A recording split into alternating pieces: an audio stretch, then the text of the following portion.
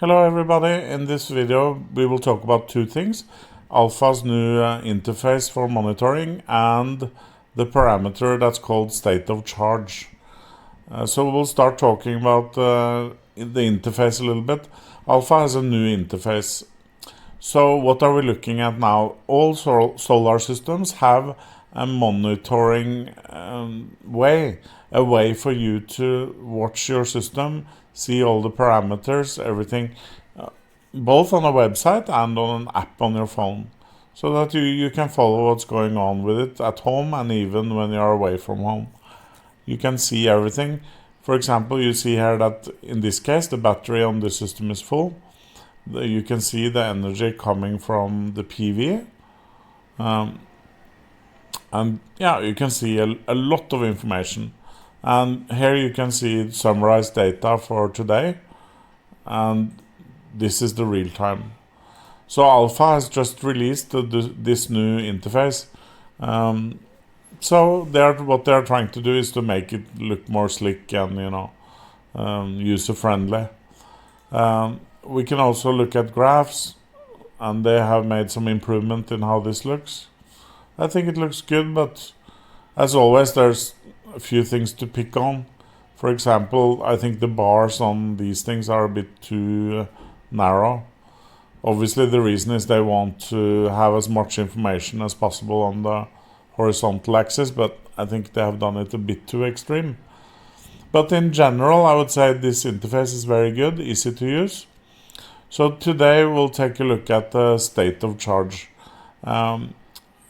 Here we see just the level of energy in the battery. It's basically the same as your mobile phone. That's how that works. But we have something called the cutoff for the SOC, for the state of charge. What does that mean? It means when do you want the system to stop discharging from the battery at night? Why is that important? Well, it's important because you can imagine you start at night, you start to discharge the battery. Let's say that you discharge it completely all the way down. Then you have nothing in the battery when there's a power cut. But if you put the cutoff at 30%, the battery will stop discharging at 30% and leave you with 30% if you have a power cut later in the night. That's what the cutoff does, and you can see it here. Everybody has access to this parameter. As a customer, you can change this yourself. Here it's put at I think this is the very minimum. So I think this guy, he prioritizes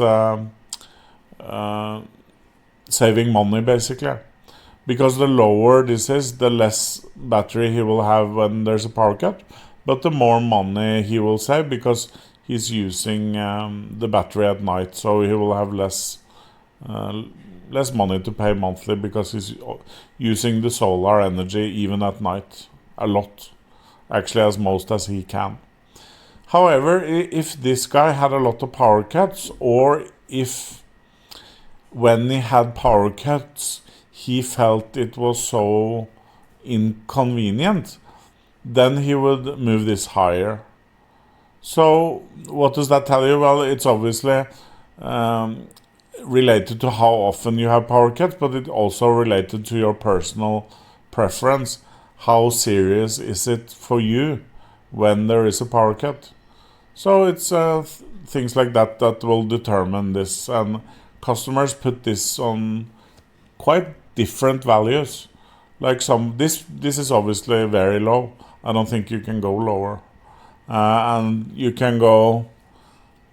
Some customers have it all the way up to 50% because they would like to have a lot of power when there's a power cut. And of course it's also a function of how big your battery system is. Because if you have a very big battery system, you can put it at 50%, but you will still have a lot left. So the bigger the battery system is, the higher you can have this percentage also.